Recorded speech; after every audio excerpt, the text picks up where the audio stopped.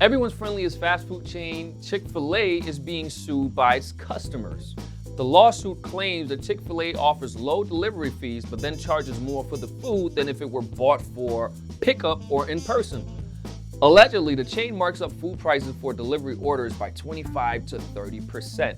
Now, a lot of the time, items will cost more when you order for delivery, but allegedly Chick-fil-A didn't disclose this information beforehand. Now, here's the thing. Remember when we covered the story of Grubhub getting sued because they would mark things up in a different way? Look, whenever you offer a service like that, you have to use common sense here. If you go to the store and you buy something, right? That's the price, you take it home yourself. But if you add the added service of taking the food, packaging the food, bringing it to you, that requires a human being and or a machine that we haven't seen yet, but it requires some way to get the food to you. That takes time, it has a cost that is incurred that way.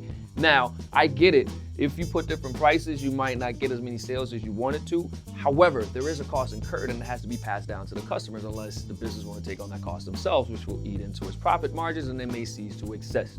You see how there's an issue here? That's where the glitch comes into play, right? How do you solve for that issue? You need to get it delivered, it's gonna cost more. Now, that's where you would think, delivery fee, okay.